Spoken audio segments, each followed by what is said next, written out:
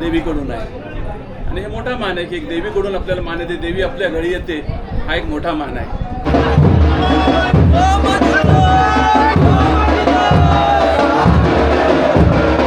तर नमस्कार मित्रांनो, पुन्हा एकदा स्वागत आहे आपल्या व्लॉगमध्ये. मित्रांनो, श्रीदेव सोमेश्वर आणि श्रीदेवी कंजेश्वरी याच्या शिमग्याला सुरुवात झालेली आहे. तर आपण आता चाललेलो आहे मंदिरामध्ये आणि मंदिरात जाऊन श्रीदेव सोमेश्वर आणि श्रीदेवी कंजेश्वरीची पालखी सजवायला सुरुवात केलेली आहे. त्याच्यानंतर आरज घालणार आहेत पहिला, त्यानंतर मग पालखी सजवायला सुरुवात करणार आहेत. तर जाऊया आणि आरज याचा अनुभव घेऊया. चला.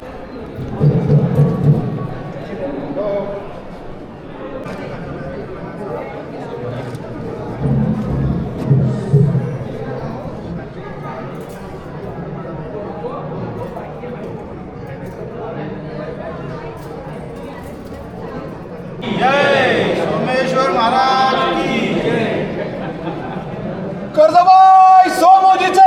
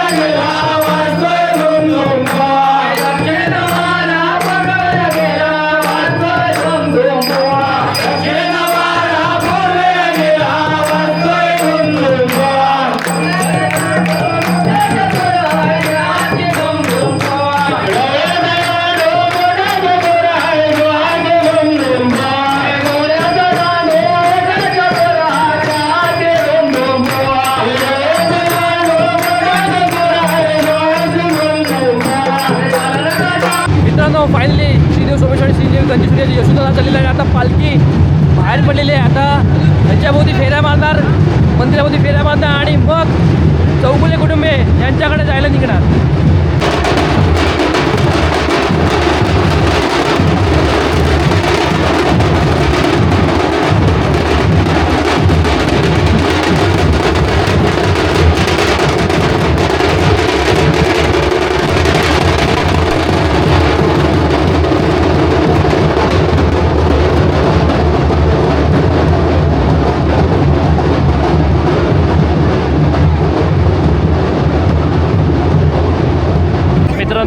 फायनली आपल्या श्रीदेव सोमेश्वर आणि श्रीदेवी कंजेश्वरी याच्या शिमग्याला सुरुवात झालेली आहे. पहिली पालखी येतं आता इथं खालती जाणार आहेत. 3 फेरे झालेले आहेत आणि तुम्ही बघितलेत कशा प्रकारे फेरे झाले ते व्हिडिओमध्ये. आता इकडनं खालती पालखी जाणार आहे ती चौगुले यांच्याकडे जाणार आहे. पहिला ओटीचा मान जो असतो तो त्या परिवाराला असतो आणि मग पुढे त्यानंतर पालखी जाणार आहे ती गडावर जाणार आहे. तिथे जगता कुटुंबे आरती करतात आणि तिकडनं मग आपण पालखी आपली जी आहे श्रीदेव सोमेश्वर श्रीदेवी कंजेश्वरीची ही माहेर जायला निघते.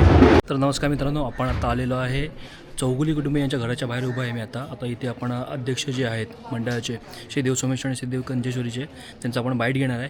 कशा प्रकारे 3 दिवसाचा आपला शिमगोत्सव असणार आहे ते आपण त्यांच्याकडे जाणून घेणार आहे. तर चला त्यांच्याकडनं आपण माहिती घेऊया. चला. श्रीदेव सोमेश्वर आणि श्रीदेवी कंजेश्वरी देवस्थानचा हा जवळजवळ कोकणामध्ये सर्वात मोठा असलेला शिमगा हे वर्ष 2026चा शिमगा तिला आत्ताच सुरुवात झाली आहे आणि पालखीचं प्रयाण आता पेटमागच्या दिशेने सुरुवात झाली आहे होण्यासाठी. आता पालखी देवळातून निघाली असून येथील जे चौगुले मानकरी आहेत त्यांच्याकडची मानाची आरती होईल आणि त्यानंतर पालखी ही होम लावून गोविंदगडावरती तिचं प्रयाण होईल. गोविंदगडावरती तिथे जे जगताप कुटुंबीय आहेत त्यांची मानाची आरती तिथं होईल आणि त्यानंतर पालखी शिंदेवाडी मार्गे पेटमाप ब्रिज जो आहे तिथे पेटमाप भागात जाण्यासाठी देवीचं माहेरघर पेटमाप तिकडे जाण्यासाठी पालखीची मार्गक्रमण होईल. बाजार पुलावरती फार मोठ्या प्रमाणात आपण मागच्या वर्षीपासून आरास करतो. यावर्षी त्यापेक्षाही अधिक आरास आणि तिथे रोषणाई केलेली आहे. तिथे भरपूर गर्दी होईल असं आज अपेक्षित आहे. आणि त्याच्यानंतर रात्री देवीचं प्रयाण हे पेठमापातील साणेकडे सुद्धा 10 नंतर होण्यास सुरुवात होईल. प्रथम जाड्या इथून पालखी जाऊन तिथला जो देवीचं मूळ ठिकाण जे आहे त्या ठिकाणी जे जो होम आहे तो होम होईल. त्यानंतर पालखी तांबटा इथला होम घेईल आणि त्यानंतर पुन्हा ती जुना अठरा नाका किंवा सायनाताई या भागात पालखी जाऊन ती जो भाटणावरचा होम आहे तो होम घेऊन पेठमाप साणेवरती बसेल आणि त्यानंतर देवीचा मुक्काम त्या दिवशी तिथेच असेल. दुपारी अमोल पटवर्धन यांचा भक्तिरंग हा कार्यक्रम होईल आणि रात्री वसंत वाडेकर यांचा जो तमाशाचा कार्यक्रम आहे तो मनोरंजनाचा कार्यक्रम रात्री सादर केला जाईल.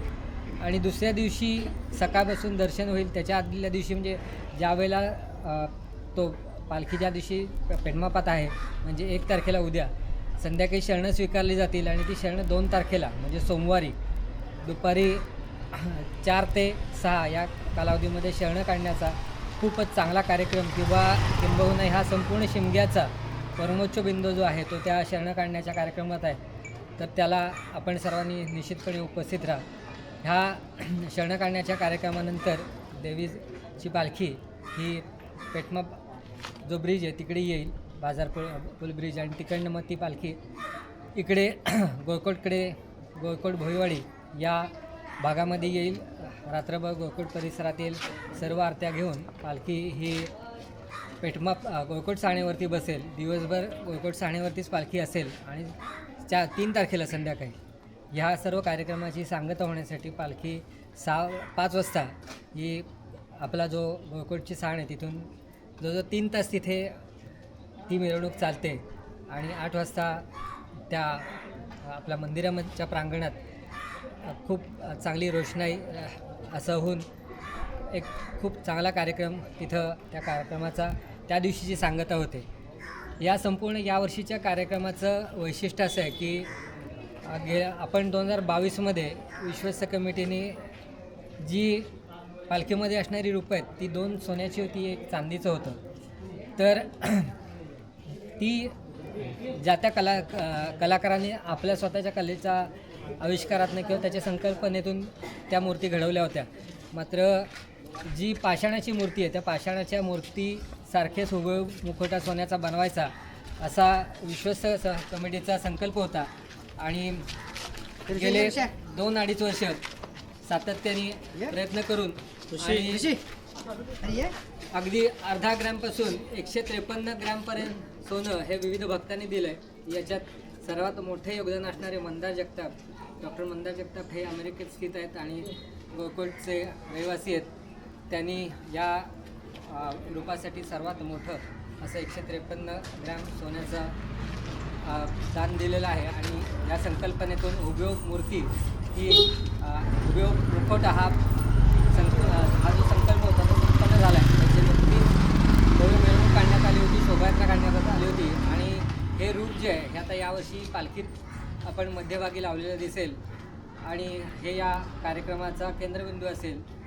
या सर्व कार्यक्रमासाठी सर्व भाविकांनी जास्तीत जास्त उपस्थित राहावा असं मी आवाहन करेन आणि या कार्यक्रमामध्ये आपण जी रील्सची स्पर्धा आयोजित केलेली आहे त्याच्यासाठी आपण सर्व यूट्यूबर्स रील्स घेणारे सर्व प्रेमी तरुण युवक युवती याच्यामध्ये सर्व सहभागी घेत आहेत त्यांना देखील मी शुभेच्छा देतो आणि त्यानंतर आपला कार्यक्रम हा उत्कृष्टपणे संपन्न होईल अशी देवीची मी प्रार्थना करतो आणि माझे शब्द संपवतो. धन्यवाद. मित्रांनो, आपण आता जाणार आहे चौगुले कुटुंबे यांच्या घरात जाणार आहे. त्यांच्याकडनं ऐकणार आहे ही परंपरा कशी त्यांच्याकडं आली आणि पहिला मान जो पालखीत असो त्यांना कशाप्रकारे भेटलेला आहे आणि ही परंपरा जी आहे त्यांच्याकडं पहिल्या मानाची ती कधीपासून आहे ते पण आपण त्याची माहिती घेणार. तर जाऊया त्यांच्या घरात आणि भेटूया त्यांना तिकडे. चला. शिमगोत्सवाची पालखी ही देवस्थानातून प्रस्थान केल्यानंतर शिमगो महोत्सवाच्या पहिल्या दिवशी आपल्या निवासस्थानाजवळ येते. आपल्याकडनं मानाची पूजा अर्चा होते.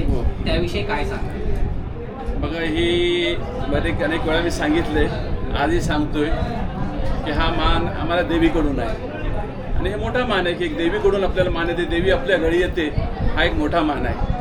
आणि ह्या मान ह्यासाठी आहे की काही कालपूर्वी खूप वर्षापूर्वी जेव्हा हे वार वगैरे व्हायचं जेव्हा त्या काळातला हे होतं की तिचं सोनं नाणं होतं तर सेफ नव्हतं. मग त्या लोकांनी हे हँडओव्हर केलं की आम्ही ह्या गावाचं हे घर जे आहे हे चोगले बंधू जे घर आमचं घर आहे हे खोतीचं घर आहे. म्हणजे ह्या गावाचे खूप लोक ओळखतात त्या खोतीचं घर. तर त्यांनी आमच्यावर विश्वास करून आमच्या इकडे हे सोनं नाणं जेवढं होतं हे सोनं नाणं आमच्या इकडे आमच्या वडिलांच्याकडे आणून ठेवलं आणि बरीच वर्ष ते सोनं नाणं आमच्याकडे होतं. जेव्हा शिमगा असायचा परत तिला जायचं, ती घालायची, परत ती सोनं आमच्याकडे यायचं. असं चालत राहिलं, किती वर्ष चालत राहिलं. एक वेळ अशी आली की तुमची मग ती कमिटी बनली आणि वगैरे झालं आणि मग कोर्टाचं हे झालं, बँकेचं हे सुरू झालं. त्याच्यानंतर आमच्या गाव जे राजे पंजे होते त्यांनी स्वतःहून तुमच्याकडे हँडओव्हर केले की तुमची वस्तू आहे, तुमची अमानत आहे, ही तुमच्याकडे तुम्ही परत घ्या. आणि तो दिवस आहे ना आजचा दिवस आहे. हे जो मान आहे तो आमच्याकडे चालू की देवी जेव्हा पण शिमगा चालू होतो हा शिमगा जोपर्यंत आमच्या घरातून सुरू नाही झाला आहे. इथं जशी आत्ता पण तुम्ही बघितले असाल की सरांनी मला विचारलं की आम्ही जाऊ का. हे आमचे जुने काळातले लोक पण जे खोत लोक देणार होते त्याला बसायला ते लोक विचारायचे की आम्ही जाऊ का. मग इथून शिमगा सुरुवात होतं. तर मला पण आता विचारलं त्यांनी, मी म्हटलं तुम्ही ह्या तुम्ही आला, मी थँक्स म्हणलं त्यांना आणि जायचं त्यांना हे केले. साधारण तुमच्या मागच्या कोणत्या पिढीपर्यंत हे दागिने सांभाळले जात होते? आजोबा पणजोबा? आता माझ्या आठवणीचे म्हणजे माझे आत्ता वडील 2021ला एक्सपायर झाले. त्यांची वय जवळपास 90 वर्ष होती. त्यांनी हे 90 वर्ष सर्व बघितलं. त्यांच्या आधी किती होते ते मला माहिती नाही, पण ही मी जसं पिढीचं ऐकलं तर मागच्या वेळी मी चिपळूणकर सर म्हणत होते हे बरेच 500,000 वर्षापासून किती त्यांनी सांगितले की त्या काळापासून हे ते आहे, म्हणजे संमत इथले आहेत. मग जुनी मला एक्झॅक्ट मी तुम्हाला हे पण नाही सांगू शकत की फेकू असं की एवढी वर्ष एवढी, पण खूप वर्ष झालेली आहेत. हे संबंध हिंदू मुस्लिम एकताचं एक खरं मी लोकांना हे मेसेज देईन की कुणाला जर बघायचं असलं तर की तुम्ही गोळकोटला या आणि हे बघा की हिंदू मुस्लिम एकता काय असते ते ह्या शिमग्यात देऊन बघा तुम्ही. तुमच्या कुटुंबाचा परिचय द्या. माझा परिचय, मी नईम चोगले. माझे वडील होते अब्दुर्रहमान चोगले. ते एक्सपायर झाले जसं मी सांगितलं की 2021ला. त्यांचे वडील होते सिराजुद्दीन चोगले. त्यांचे आमचे इथे एक काका होते, जे होत होते ते इब्राहिम चोगले. त्याचे एक होते आणखी त्याच्या पुढं कुतुबुद्दीन चोगले. 4 पिढी तर मला आठवणीत आहेत. त्याच्या पुढची आठवण मला पण त्याची हिस्ट्री नाही आहे. ते त्याची आधीची हिस्ट्री काय मला माहिती नाही की 4 हिस्ट्रीपासून तर मी जर माझे एवढं मला 57 वर्ष मी बघतोय. माझ्या वडिलांनी 90 वर्ष बघितले. त्याच्या आधीच्या लोकांनी करत राहिलं. आणि मी लोकांना मेसेज देईन की असंच मिळून जुळून हे शिमगा आहे आणि हिंदू समाज आहे, मुस्लिम समाज आहे, एकत्र होणं, खूप एकत्र राहायचं.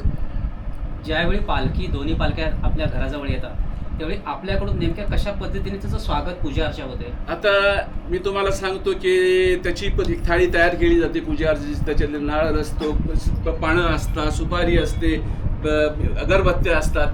ह्या पद्धतीने एक आमची वहिनी आहे ती आम्हाला खूप सपोर्ट करते. ते आमच्या इथे कायम असते तर ते आम्हाला सपोर्ट करते आणि आम्हाला गाईड करते की असं करा, असं करा, असं करा. मग त्याची तयारी आमची आधीपासूनच असते आणि एक दिवस आधीची थाळी ती तयार आमची असते. सध्या रमजान महिना सुरू झालेला आहे. रमजान महिना सुरू झालेला रोजे आहेत. त्याचप्रमाणे हिंदूंचे सणही सुरू होत आहेत. सगळीकडे शिमगोत्सव असते. तर हे जे हिंदू मुस्लिम एकत्वाची भावना आहे, आपण एकत्र सण साजरे करत असो कुठलेही, तर त्याविषयी काय सांगाल एक मुस्लिम भाविक या नात्याने? मी तुम्हाला आत्ता आधी पण तेच सांगितलं की शिमगा पण आलाय, रमजान पण आलाय, त्यांचा पण सण, आमचा पण सण. आणि अशा काळात आम्ही एकत्र येऊन मिळतो आणि एकत्र शिमगा हा उत्सव करतोय. ही खूप खुशीची गोष्ट आहे, उत्सवाची गोष्ट आहे. असंच मी पिढीला लोकांना, येणाऱ्या लोकांना मेसेज देईन की असंच मिळून राहा आणि असंच करत राहा.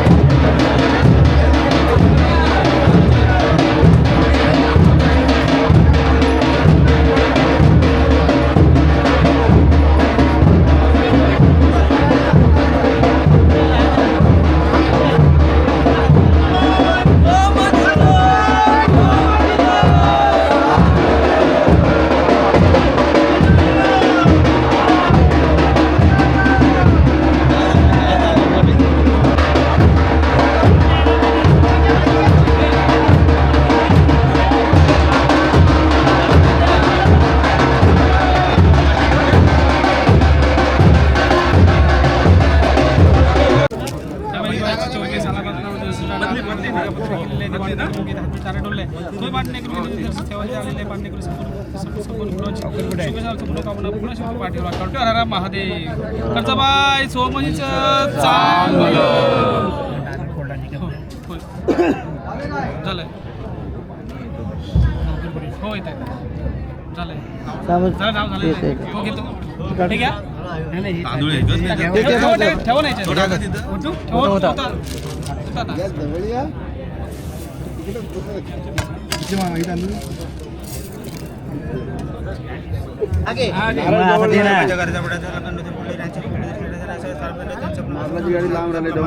अशीच पाठी जाऊन चांगलं भेटले त्यांची इच्छा कधी सर्व म्हणून आपण तेच सांगू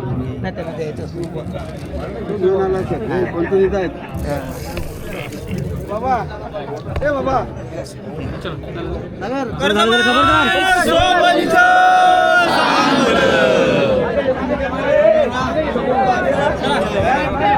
नारळ नारळ आणा त्याला नारळ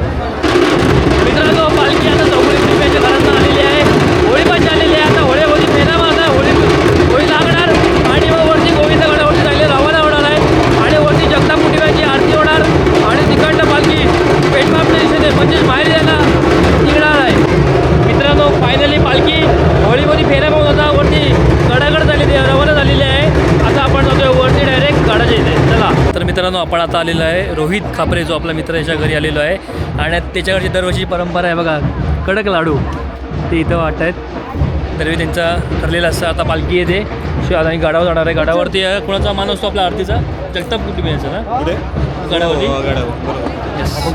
तर आता इथनं आता आपण गाडावर जाणार आहे आणि भेटूया तुम्हाला तिकडेच चला मित्रांनो फायनली आपण आलेलो आहे गोविंद गडावरती मागे तुम्ही बघितलात ऐतिहासिक असा जे शस्त्र आहेत त्याच्या प्रदर्शनला आपण आलेलो आणि आत्ता आपण श्रीदेव सोमेश्वर आणि श्रीदेव कंजेश्वरी याची जगताप कुटुंबियांकडून असते आरती मानाची ठरलेली ती आता आपण बघायला आलेलो आहे इथनं आता पालखी परत खालती जाणार आहे आणि तिथनं पुढे जाणार ती म्हणजे सासरी जायला म्हणजे पेटमापच्या दिशेने रवाना होणार आहे